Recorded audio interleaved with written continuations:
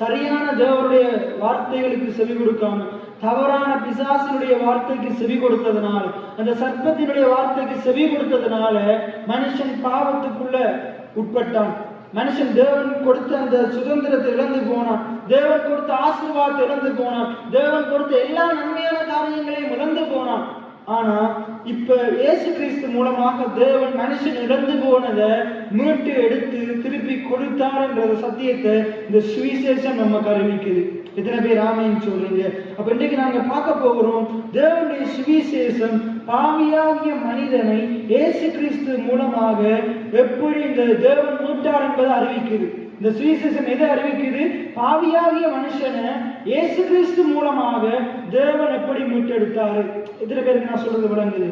ஒரு நாள் நாங்களும் அப்படித்தான் இருந்தோம், பாவிகளா இருந்தோம்.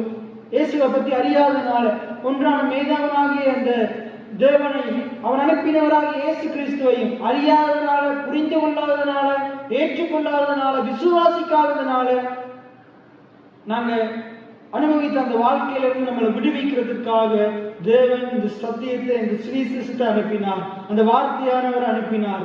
எத்தனை பேர் ஆமென் சொல்லுங்க? அப்ப பாவியா இருந்த அந்த மனிதனை இயேசு கிறிஸ்து மூலமாக தேவன் எப்படி மீட்டார் என்பதை இந்த சுவிசேஷம் நமக்கு என்ன செய்து நமக்கு தெளிவு அடைய செய்கிறதா இருக்குது. அப்ப இன்றைக்கு நாங்கள் சில காரியங்களை பார்க்க போகிறோம். வேதத்துல நிறைய இடங்கள்ல இந்த பாவியாகிய மனுஷனை தேவன் எப்படி மீட்க போறாருன்னு முன்னதாகவே தீர்க்க தரிசனமா சொல்லப்படுது. எப்படி மீட்டெடுத்தாருன்னு சொல்லப்படுது. இன்றைக்கு நாங்க ஒரு பாவத்திலிருந்து மீட்கப்பட்டவர்களா இருக்கிறோம்னு வேதம் சொல்லுது. இன்றைக்கு நாங்க பாவத்திலிருந்து மீட்கப்பட்டவர்களா இருக்கிறோம். இன்றைக்கு பாவத்துக்கு நாங்கள் அடிமைகள் அல்ல.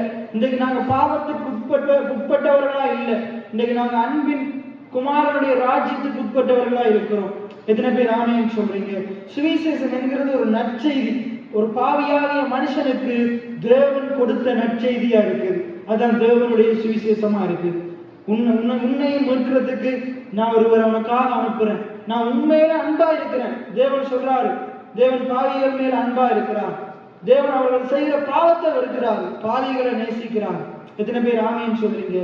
தேவன் பாவத்தை வெறுக்கிறார், பாவிகளை தேவன் வெறுக்கிறது கிடையாது. தேவன் பாவிகளை நேசி